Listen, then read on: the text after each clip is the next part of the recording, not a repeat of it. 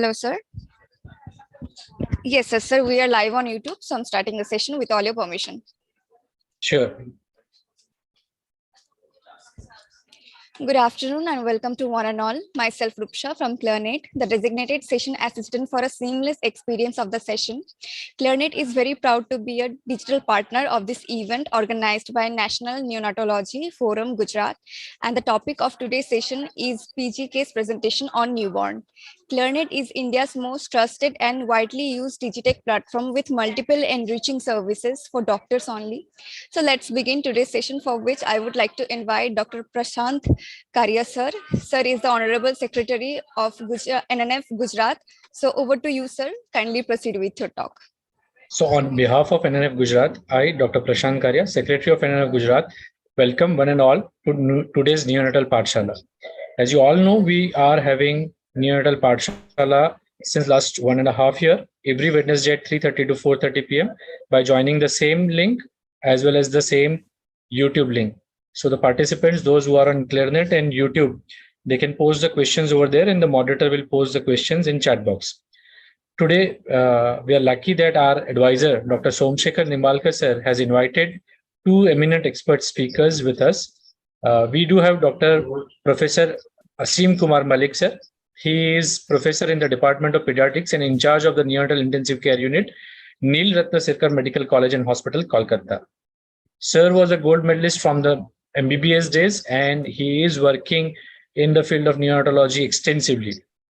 He got a gold medal award for the work on essential newborn care in West Bengal in the National Neonatology Forum annual meeting in 2002 also. He is also faculty visiting observership at USA, and he is a resource person, credential expertise in Ayushman Bharat Yojana also. Sir is also a national trainer of neonatal resuscitation program, FBNC, HBNC, KMC, and point of care quality improvement. Sir was a past president of NNF, and we are lucky to have sir with us, who is having a many publication in national and international journals. So welcome, sir. Thank you. We do have a second expert, Dr. Bhranti Balachandar with us. She is associate professor in neonatology in St. John's Medical College, Bangalore. Her areas of interest are infection control, simulation, neonatal follow, and neonatal neurology. She also received many awards like the Best Outgoing Student of MD, Best Thesis Award in Research in JIPMER, Dr. Meherban Singh Gold Medal, and Dr. Jayam Gold Medal in DNB Neonatology. So we welcome you, ma'am, also.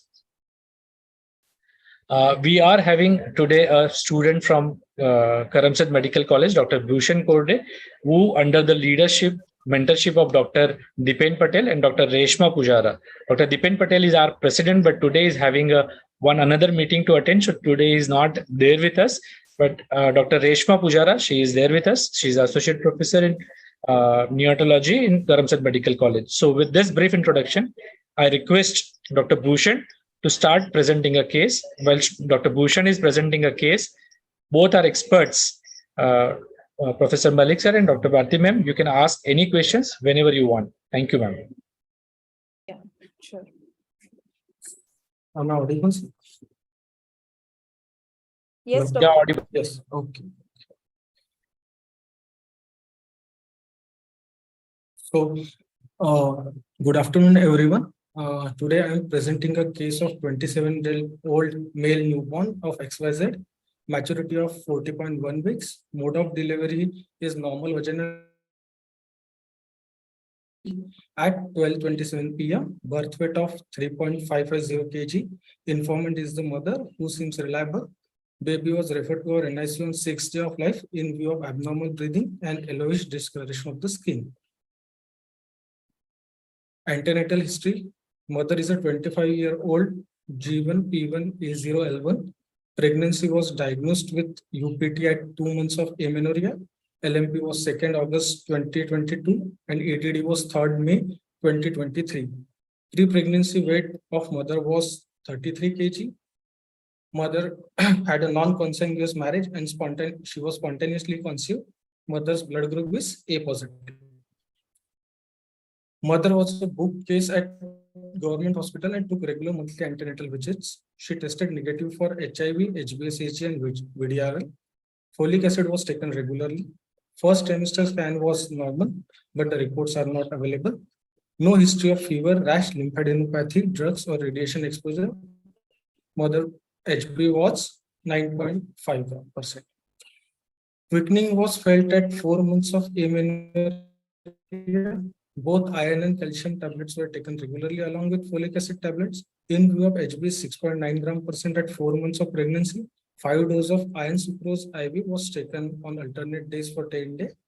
First and second dose of tetanus toxoid were taken on 16th and 20th weeks of gestation. USG scan was done on 22nd weeks of gestation, which was normal. No history of PI, gestational diabetes mellitus, anemia, or thyroid disorder in the mother. So in third trimester history, antenatal visits were taken every 15 days at nearby government hospital. Mother had total weight gain of 13 kg during pregnancy and was weighing 46 kg. Third trimester USG scan and Doppler was not done. No history of fever, burning, micturition, convulsions, foul smelling discharge, or leaking or bleeding or vagina. Yeah, Dr. Yes, ma'am. I had a question. What Yes, is the implication of pre-pregnancy weight on fetal or neonatal outcomes?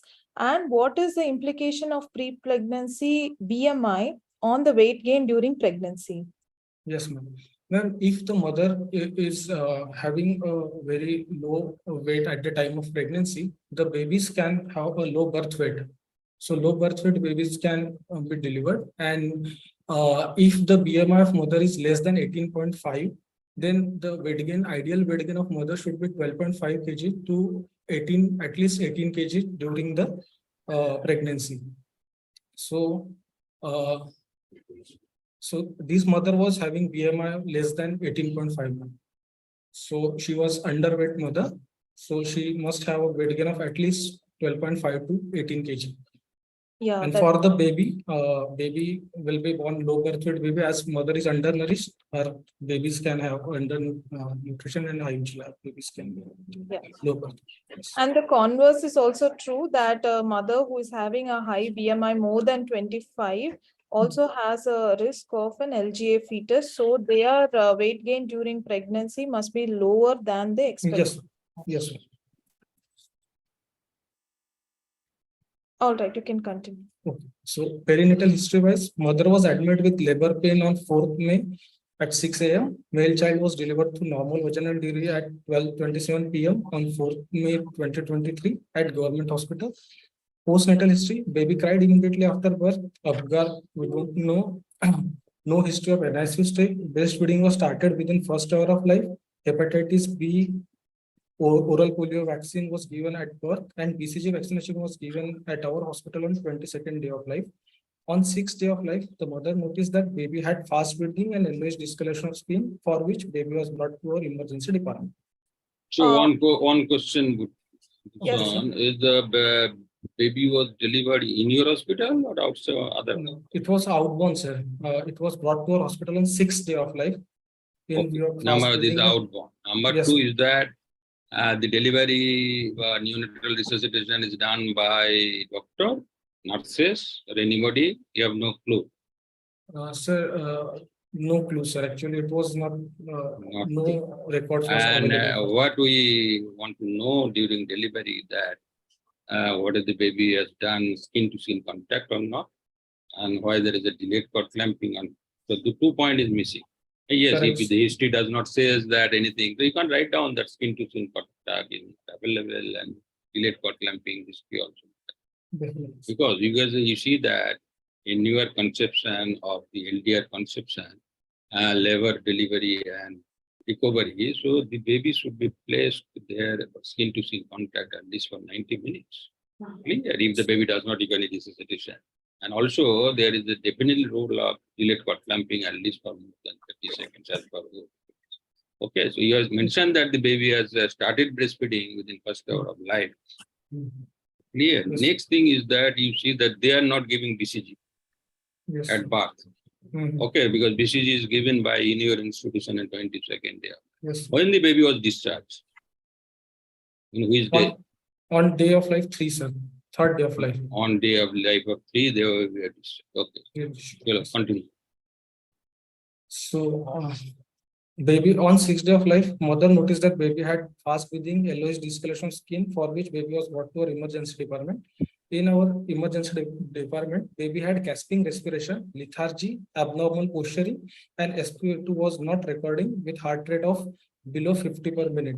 So hence baby was intubated in the emergency department. After intubation, bag and tube ventilation was started. SpO2 improved to around 94% and heart rate improved to around 170 per minute. Baby was shifted to NICU on bag and tube ventilation. Vital parameters on admission were temperature of 35.8 degrees Celsius, heart rate of 176 per minute, respiratory rate on bag and tube ventilation, CRT of 4 seconds, SpO2 of 94% at right rest. Pulses were palpable in all 4 limbs.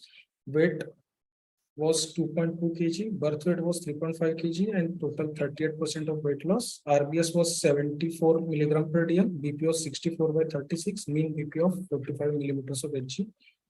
So Uh, what's your, okay, yes. Dr. Bhushan, what Yes. aspects of this neonatal care on day 6 could have been prevented? I mean, what aspects of neonatal care could have been done better to prevent this sort of an child landing up in the emergency like this in hypothermia, shock, and Yes. dehydration? Yes. Ma'am, actually, there must be a follow-up after early follow-up after discharge. So baby must have followed on after 2 days of discharge, and counseling for breastfeeding and counseling for hypothermia prevention must have been given rightly to the mother, and mother and baby should be kept in one room with all these advice should be given to the mother, and for urine output, mother has to advise that baby should have urine for at least 6 to 8 times a day. These records should be, we must tell mother about all these things to prevent all these. Okay. So Yes. prior to that, how do you assess discharge readiness? Yes, ma'am. The baby should have at least 30 to 30 gram per day weight gain. The baby should have take breastfeed, should have adequate urine output. There should not be any respiratory distress or icterus at the time of discharge. Icterus, I mean, within their, it should not be above the phototherapy range. So what is the government of India rule that when the normal delivery, term baby immediately taking breastfeeding, so when they should be discharged? Sir, according to government India, at least the weight of the baby should be more than 1.8 Weight kg. is 3.3 kg. So this is a term baby. So what is the rule? Rule is that if there is a huge load of delivery, so after 48 hours, minimum you have to observe for 48 hours and then Yes. you have to discharge. They have done the discharge after 48 hours. Yes. Next question is that, have you attended this baby in emergency? You have attended or another? Another person attended, sir. Yeah? Another person. Yes. So do you think that the 38% weight loss is Yes, sir. actual, or there is a machine defect, or other discharge weight is not same and your machine is, I think that it is accurate. So 38% mean there should be severe dehydration with baby. Okay, that clinically should be a yes, that baby has severe weight loss, because by 6 days, you cannot expect that 38%. Unless and until there is something else. Okay, so Yes. that should be concerned. If the baby's weight is 3.5 kg at discharge or at birth, but suddenly on the day 6, it is a 2.2 kg, unless there is a severe diarrhea or whatever. I think that because, and what you are thinking of that is a severe weight loss. What is the possibilities? Sir, basically, baby come to us in shock, sir. Actually, But shock means in that doesn't signify that the baby has significant weight loss. yes, sir. My question is that if the baby's birth weight is 3.5 kg, Yes, sir. is the normal delivery, baby feeds well, so that's why they discharge. Yes. In day 6, the baby admitted in the gasping condition with the 38% weight loss. What's your think So of that? definitely, at home, mother must not have had adequate breast milk. She might be feeding, but she might not be having a proper feeding. Whatever, There maybe must be there you some- see that things also gone, because the average weight loss is 3 to 5%, maximum 5%. Yes. So still the 38%, 6 days. Clear, something wrong. I think Yes, that sir. then the baby is or the matter. So you have to, when you are a DM student, you have to think of that. Why the baby lost 38% during admission within 6 days? What you are thinking at that time? Because it is something is you have to think of that. So hot and humid atmosphere, sir, here is very, where we are right now, so here is very hot and humid atmosphere. So house, the house condition of the family, we must look if they are living in a teen house. So Yeah. hot and humid conditions can precipitate dehydration, sir. And Okay, let's continue. Do you have any comment? Yeah, why there is a severe redness? yes, Yes, any other forms of losses we have to ask, like, for See- example, like sir said that if there is other than you Yes. since you said there is hot and humid climate, you're thinking that there is skin losses. yes, Then if the baby is having, so by history, whether there is vomiting, whether in his yes, diet, ma'am. Yes, ma'am. and then other underlying conditions, whether there is renal losses, all this Yes, we ma'am. need to quantify. Yes, So urine output would be another subtle indicator. Yeah. And as sir rightly pointed out, the first thing to recheck whether the birth rate weight was not documented correctly, because 38 within 6 days is looking very large. And it is unlikely. I think that's so. Uh-huh. Because you say that, because it is baby on exclusive breastfeeding, so that's why there is other hot, humid, hot, maybe that dehydration is still less until there is a diarrhea or whatever. But if it is actual that 3.5 is true, discharge and your weight is 2.2, then you have to think seriously that yes, definitely there is something wrong with the baby. That's why there. So that's, I think that should be emphasized. Yes. So Yes. whenever you say that the 38% loss, so you have to written down what are the causes of losses, what you Yes. are thinking of that from history point. Okay, going on. So on examinations, baby was intubated, anterior frontal were depressed, icterus up to common sore, skin felt doughy on palpation and decreased skin turnover. CNS, there was lethargy, hypertonia in all 4 limbs, ophistotonous posturing with seizure activity. There was bind score of 9 and bilateral pupil equal 3 mm in size, reacting to light. Respiratory system is bilateral entry equal and clear. Serious S1, S2 hard and low mower. For abdomen soft, bowel sounds present. So on when you have a doughy skin on palpation with this excessive weight loss, what is the electrolyte abnormality that comes to your mind? first electrolyte abnormality is hypernatremia. Hypernatremia. So in hypernatremia, there is a doughy skin. Right. Yes. So and yes, ma'am. You can proceed. Yes. So anthropometry at birth, the birth weight of baby was 3.55 kg, expected was 3.5 kg, and according to Intergroup 24 chart, it was 50th centile. And for length and head circumference also was coming to 50th centile. So great wise baby was normal for female. So in hospital course, Just previous slide. You show the Yes. previous slide. yes. So which chart you are follow? So this is Intergroup 24 chart, sir. So So you are at just birth, follow. If the baby is gestational is less than 40 weeks, So Phantom's chart we can. so you are using the Pantone chart. Huh? Yes, Okay, so you can use the who growth chart or that thing. So Yes. here you see that they all are 50%. Okay, yes. go on. Hospital course in first 24 hours. Baby was kept on mechanical ventilator, SIMV mode, pressure control support, FiO2 of 60%, initially peak of 6, PIP of 14, and rate of 30 per minute. UVC was inserted and blood investigation was sent. VBG sepsis screen, serum calcium, serum electrolyte, LFT blood culture, baby's blood group, G6PD, DCT, and retic counts were sent. 0.9 NS bolus 10 ml per kg with maintenance IV fluid was started. In injection, calcium gluconate and phenobarbital in view of seizures was also started. In view of icterus up to soles and palms, triple surface phototherapy was started. Total serum bilirubin level on admission was 35.3 milligram per dl. What do you Hence- mean by triple surface phototherapy? Yes, ma'am. Triple surface means, ma'am, we are giving phototherapy from all the surfaces, from above, from below, and from side also. That means whole maximum surface area of the baby body is covered, ma'am. And Yeah. You just check Bhushan, because you said that wherever maybe the triple surface, quadruple surface, there is the increase. You have to do the intense phototherapy. yes, Yeah. Intense phototherapy mean intensive phototherapy mean more than 30 minimum. I think. Mhm. So if Yes, you sir. have the LED phototherapy and there is intensive one phototherapy, is I don't think that the triple surface. So Yes. check it. And you think that you see that you have to write down that I have to this whole and we started intensive. Yes, Yeah, that is intensive photo. Yes. Total serum. So in view of bilirubin more than bilirubin of 35.3 milligram per diem, double surface volume exchange transfusion was planned.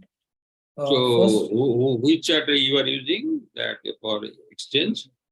sir, American Academy of Pediatrics charts we are using, sir. AAP chart. Yeah, Huh? chart. Yes. This is the backdated chart or the recent Yeah, chart? recent charts. Sir. Yeah, recent chart mean that in 40 weeks there is a more than 35 weeks or 36, 37, 30. I think that 40 weeks chart. But definitely it is indicated for exchange.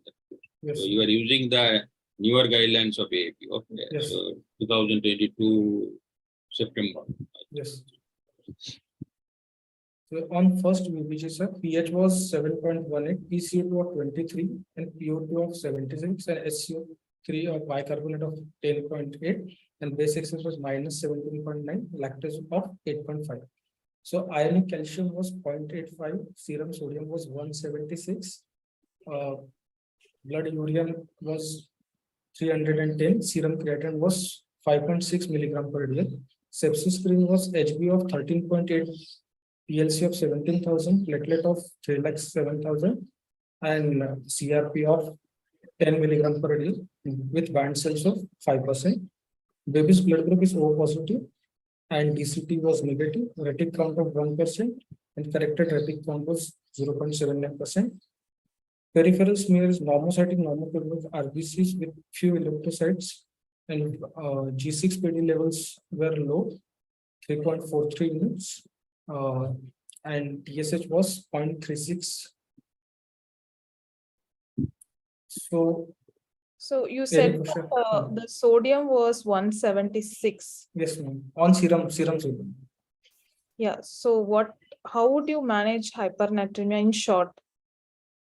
Ma'am, basically there are 2-3 guidelines, ma'am. According to Nelson mentions, ma'am, if baby is in severe hypernatremic dehydration, we have to give 1.5% times of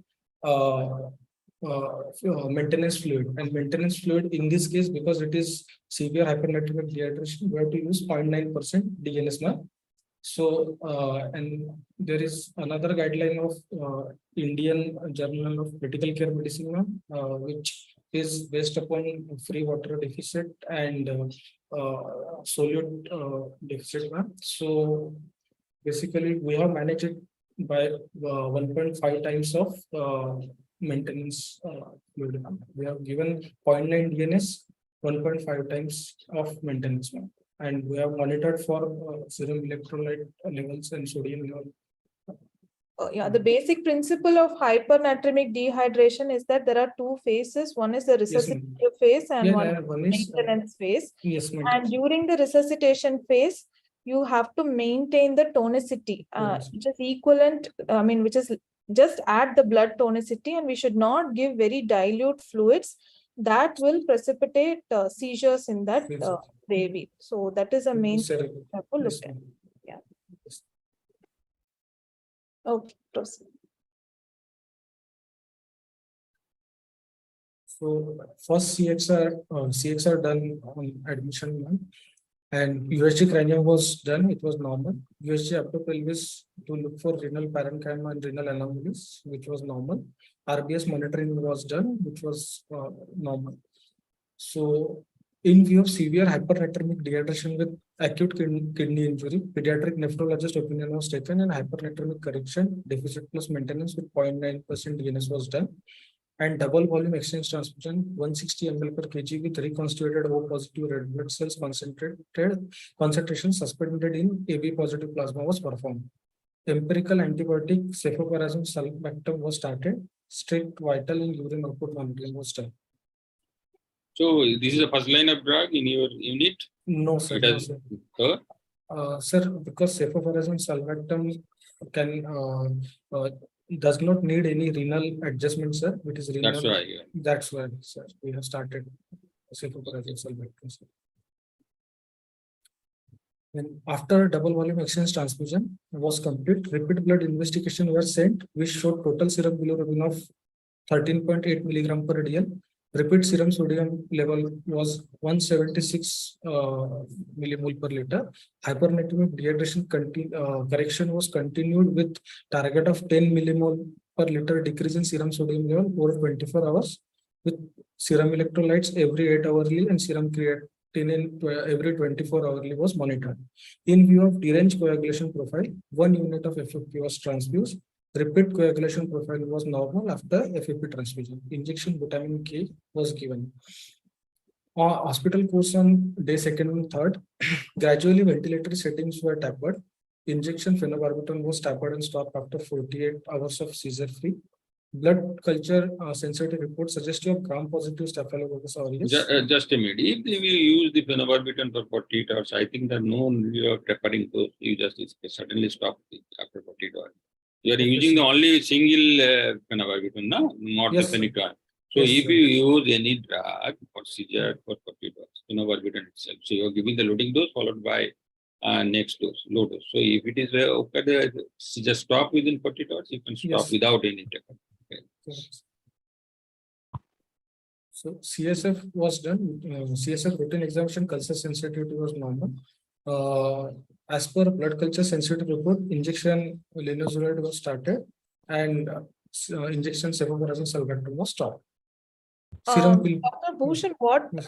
what were the renal parameters to start with, and how did it improve? Ma'am, basically, baby at admission during first 6 hours when we monitor the urine output, ma'am. So for urine, it was around 0.6 ml per kg per hour, ma'am. After at 12 hours, ma'am, it was improved after boluses and all those things. It improved to 1 ml per hour, ma'am. And at 24 hours, it was 1.5 ml per kg per hour. As per urine output is concerned, ma'am. And for the creatinine, initial creatinine was more than 5, ma'am, and then gradually we did creatine monitoring at 24 hours, ma'am. It was in reducing trend. Okay, so how will you tell at admission whether this is a pre-renal injury or acute kidney injury, or I mean intrinsic renal injury? Actually, we can do urinary sodium and renal failure indices and fraction excretion of sodium phenomena. So if urinary sodium is less than 20 milliequivalent per liter, we can say it is a pre-renal, or renal failure index is low, less than 1, then it can be considered as pre-renal, or FeNA less than 1, we can tell it is as pre-renal failure. For intrinsic renal, it requires more than 50 of urinary sodium and high more than 4 of renal failure index. So did we do any of these indices in this way? No, ma'am, because actually we thought it is at our part, we thought this is pre-renal only because baby was having obvious dehydration and with hypernatremia, dehydration. So we were not sent. We didn't send. Other than seizures, what is the other CNS complication we need to look out for in this baby? In a baby who is severely dehydrated? Ma'am, there could be thrombosis, cavernous thrombosis can happen. Thrombosis and intracranial hemorrhage, I think that there is no hemorrhage in use. Yes, sir. Okay.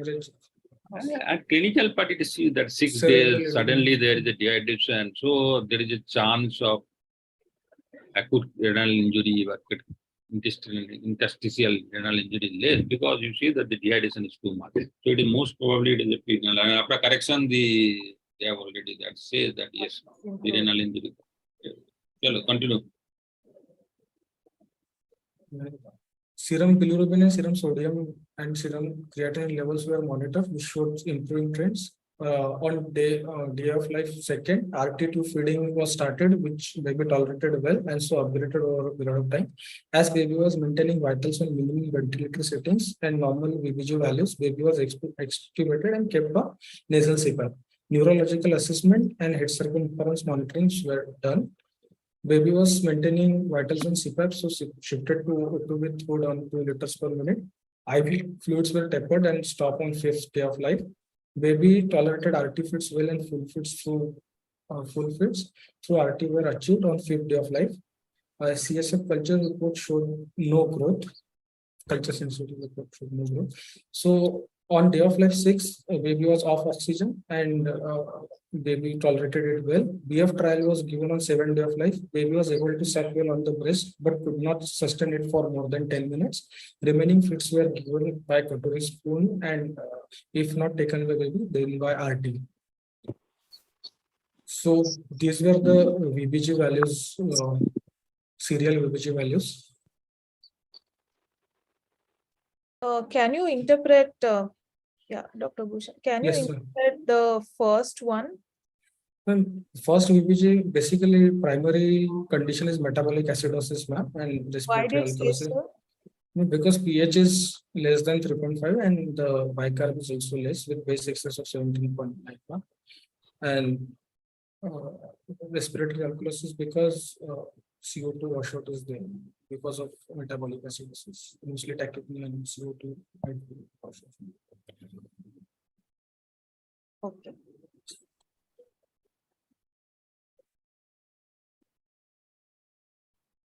So blood investigations, PT, APTT, INR. PT, APTT, INR was deranged. So that's why we gave one FFP, and after FFP it was improved. Serial serum bilirubin levels were first bilirubin was 35.3 and then it was 13.8 and afterwards it remains below 14 range.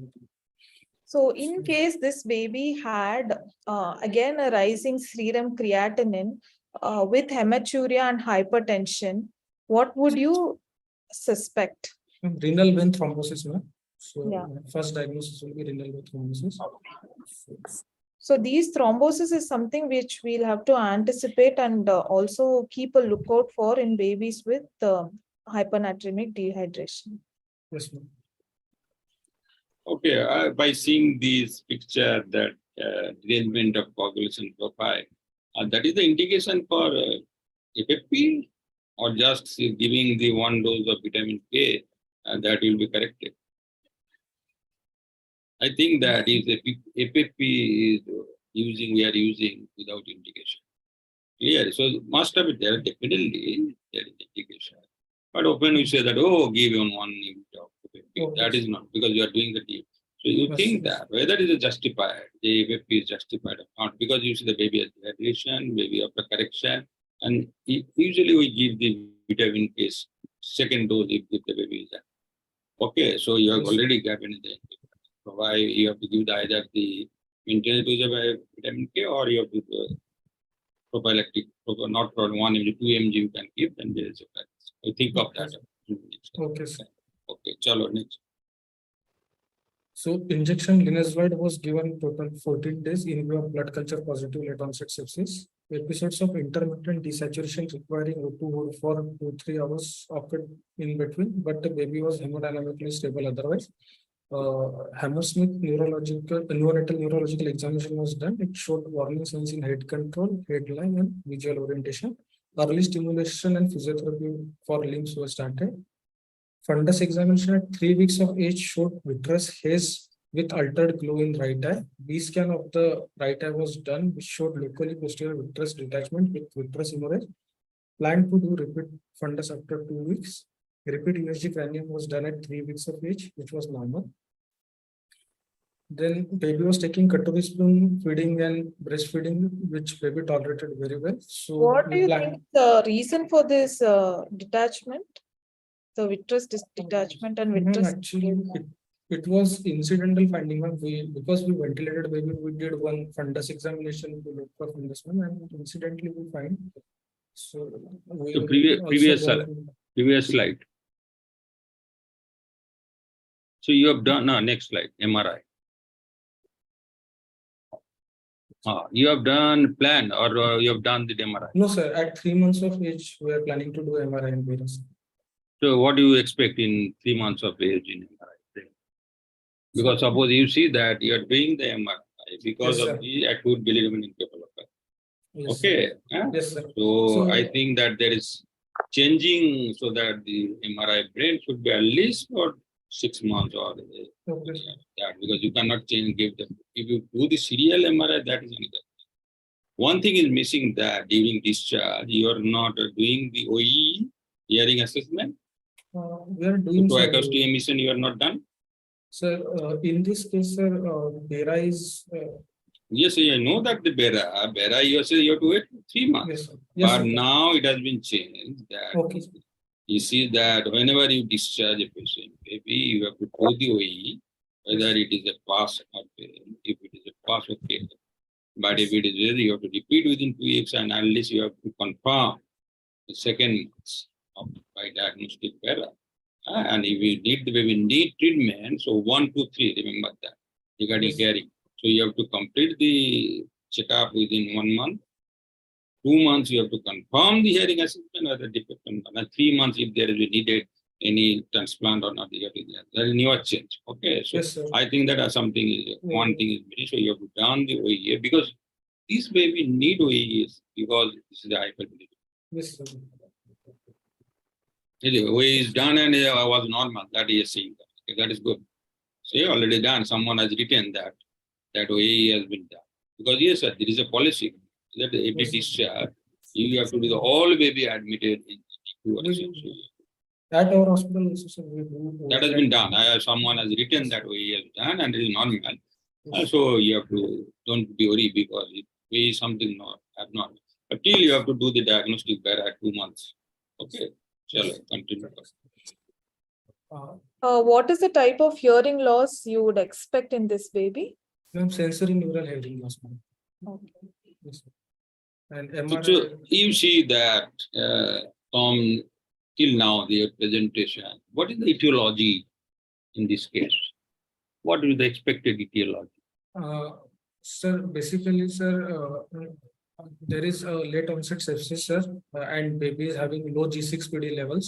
So there, due to sepsis, there might be oxidative stress which cause this G6PD low RBCs to hemolyze, and due to that hemolysis, the bilirubin get rise, and it caused the. Now, do you think that the sepsis can give in the weight loss for 38%? Do you think that yes, sir. sepsis goes the Yes, needs sir. for exchange?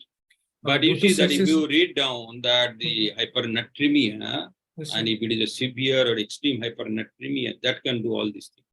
Yes, To sir. go for the hypernatremia, that can lead to sepsis- neurological manifestation, that can lead to even severe hyperbilirubinemia needs to double volume exchange.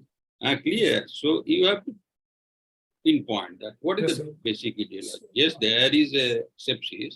So Yes, sir. you have to search for literature that if there is a sepsis, whether such thing is happening.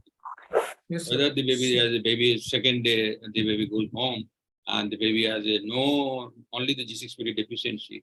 So that thing you have to learn the lesson that each and every baby should be screened for G6PD. Yes. Clear. So that the government hospital does not screen it. You have screened it. You have find out that the G6PD deficiency and the Yes. baby has bind score is so and so. The baby need exchange transfusion. Clear, because Yes. you have to give the message to the hospital or higher authority that if you do these G6PD deficiency screening at before discharge, then you can detect all. Yes. Yeah, or next year to think of that, whether the main cause is hypernatremia, and by Yes. hypernatremia, everything is we can expect. Okay, Yes. next. So, sir, CNS examination on discharge. I examined when the baby was not crying and spontaneous limb movements were present. Motor examination wise, sir, higher mental function, consolidity and credibility was not assessed. Normal postures, bilateral upper limb flexion and lower limb slight abduction. Then tone, sir, for active tone, pull to side, head lag was there with no head control. In vertical suspension, baby was not slipping through hands and there was no scissoring portion.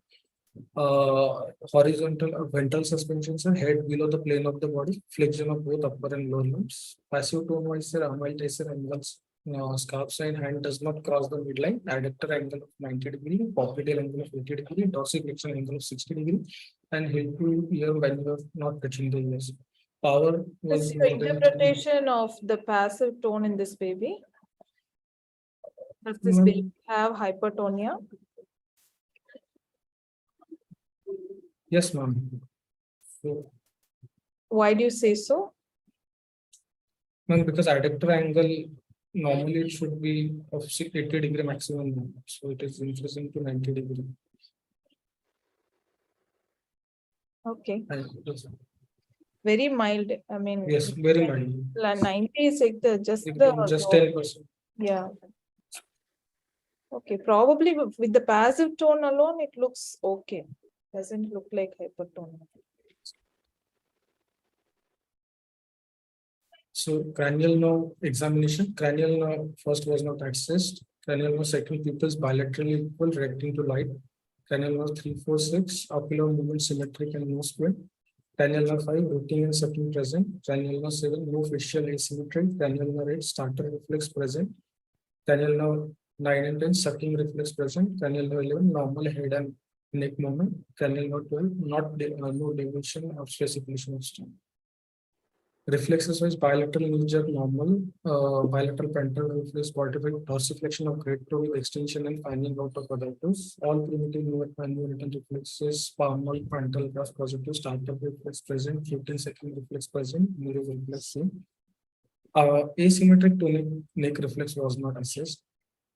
And short Hammersmith unital neurological examination was done on discharge. It shows warning sign in head control, head lag, and in visual. Do you know So- about sensitivity and specificity of this HNNE on discharge? No, ma'am. Exactly, I don't know. So in Indian studies, it is found that it is at least 85% sensitive, although it is not very specific. Okay. Okay, you are routinely doing the Hine during discharge? No, sir. If we suspect there is any neurological Because insult, I into see the- that I search for, we are doing, giving the training for follow-up clinic. So Hine is usually 2 months onwards. Okay, you can just after bath, but during discharge is very difficult to assess. And if you do the Hine assessment, you just follow the chart because there is a 5 sphere. You see that one is cranial nerve function, then the posture, movement, tone, reflexes, and the action. And each have a point, the 73 points. You just tick. Yes, this baby need that thing. So this is so easy. So whenever you do that, you do this find in the chart if your epitum baby correct the gestational age, and then you assess the biopsy because you see that this is a neurological assessment and a good method. Okay, it takes only 10 minutes. Just put the chart. So you cranial nerves, there is a 5 point.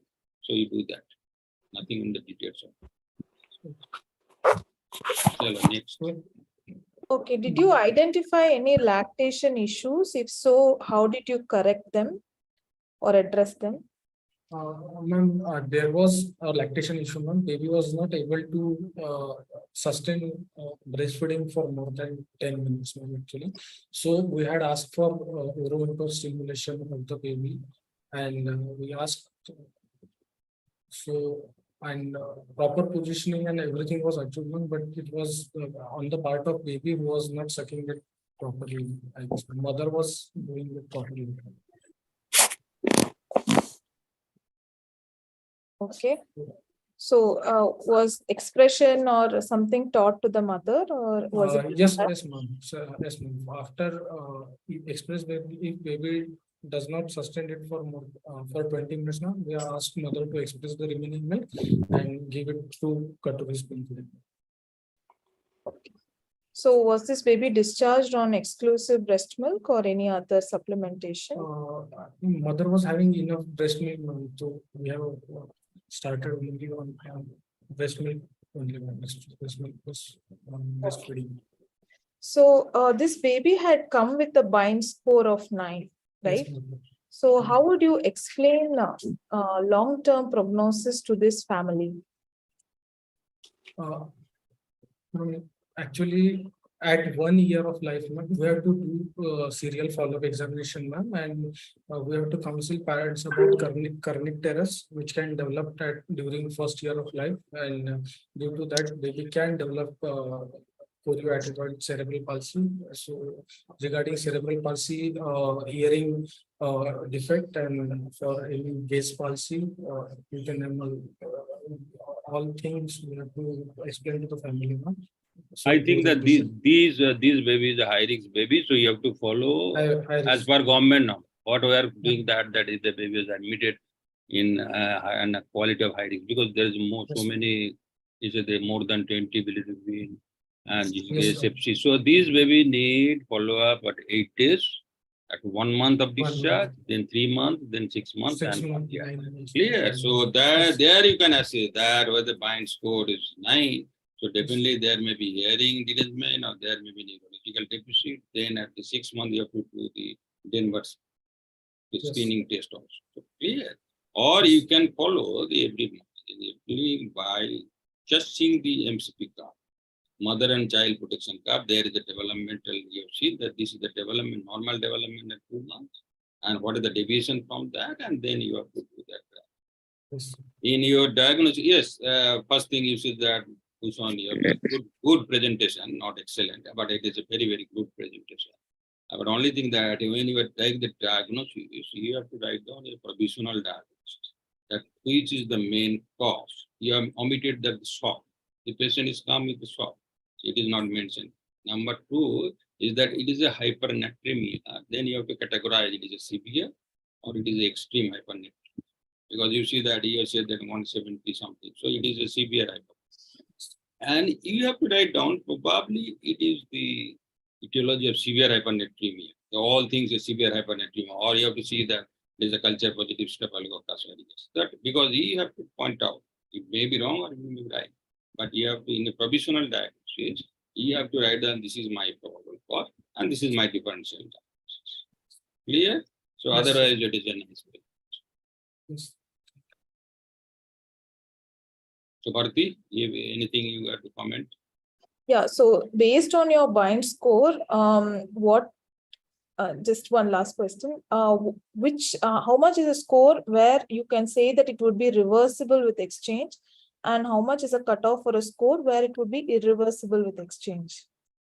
Ma'am, basically, score should be below 7 to say it is a reversible. Score above 7 to it is probably irreversible. If you read the bilirubin level, you see that as per Bhutani, because I am working with Bhutani regarding severe neonatal hyperbilirubinemia. And as per he said that if the bilirubin is more than 30, that definitely there is a connectivity and there is a deficiency. Clear, 25 above, so you have to suspect there is a chance. And more than less than 25, they think that it is just more or less safe. So as the baby bilirubin is so high, and 9, so there is definitely this baby needs neurological follow-up, assessment of pain, and early therapy in your follow-up clinic, so that the hearing or and neurological support, physiotherapy, whatever may be, that should be clear. That you have to do.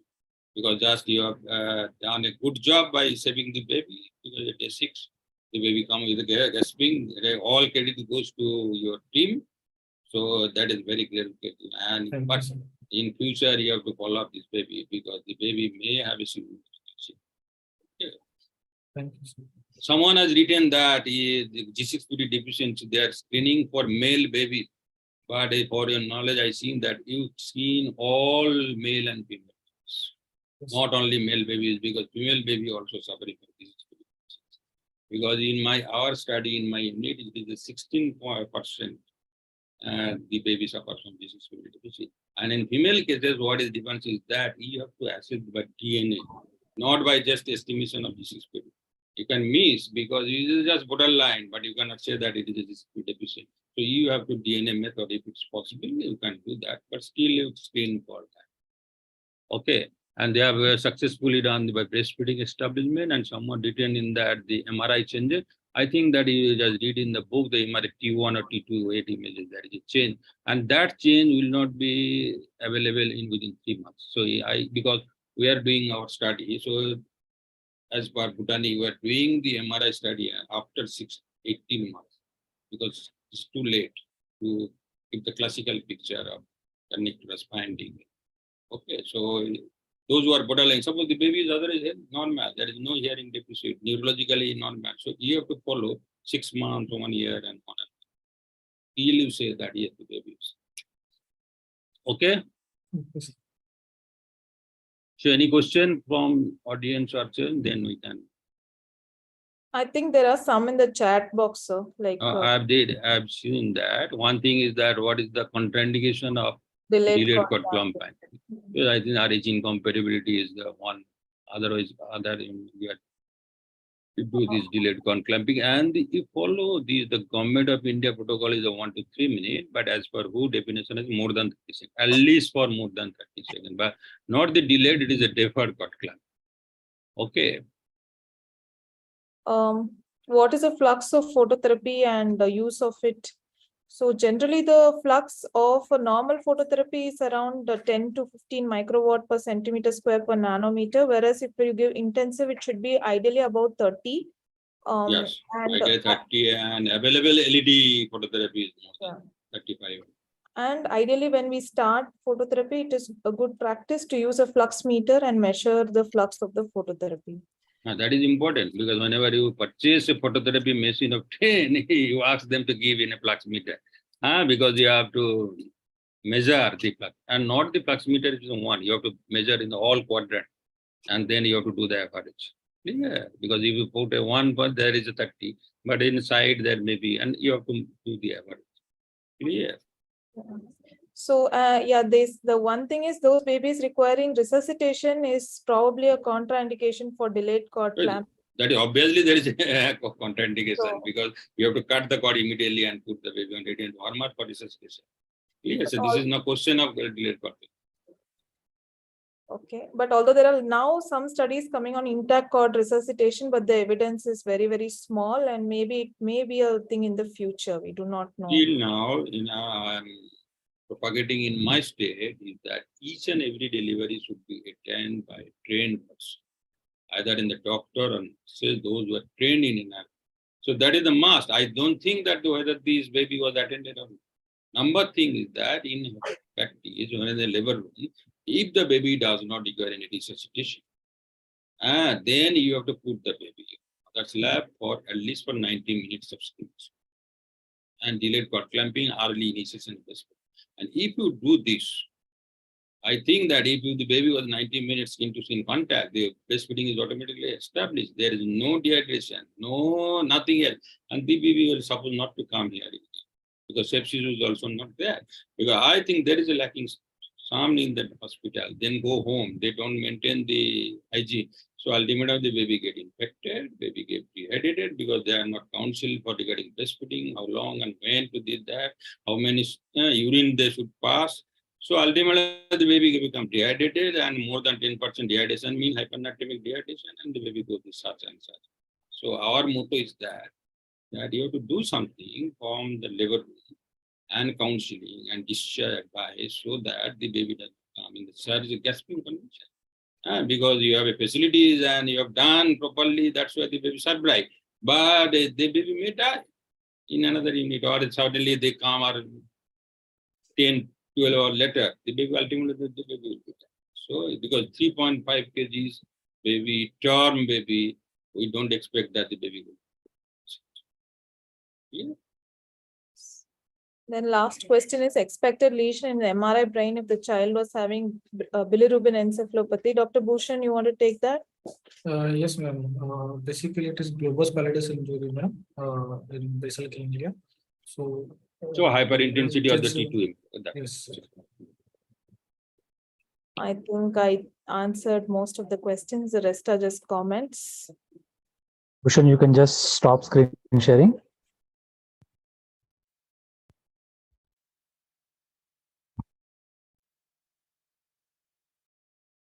Yeah, Professor Malik and Bharti, it was really a wonderful discussion.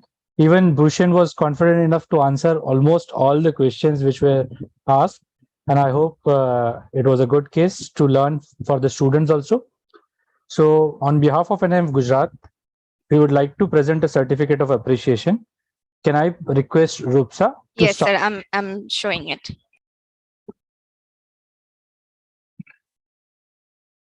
So on behalf of NNF Gujarat, we present a certificate of appreciation to Dr. Bhushan for being a presenter in today's PG case presentation. Okay, thank you. Nice Thank you. presentation, Bhushan. Yeah. So you are just to improve, but you're doing a good job. And only thing I again and again thanks to the team, Gujarat team, that is hospital team who was was doing a good job, so that the baby should come survive. Our Thank you, own sir. motto is that the baby should survive. Thank you, Okay, sir. so that Thank is a you, good job. Good job. Sir. We also Okay. present a certificate of appreciation to our expert, Professor Thank Dr. you, Asim thank Kumar you. Malik sir, for being a wonderful expert, as well as to Dr. Bharti. We are thankful to Dr. Dipen Patel and Reshma Pujara for being a mentor to the student. Thank you so much. See you next Wednesday at 3:30 p.m. by joining on same link and same YouTube and ClearNet link. And we are glad that we finished dot on time. It is Thank you. 4:29. So Thank you, brother. yeah, thank you so much. Thank you. Thank you so much, everyone.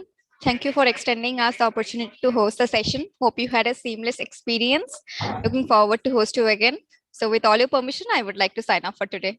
Thank you, Yeah. everyone. Thank you, everyone. Thank you.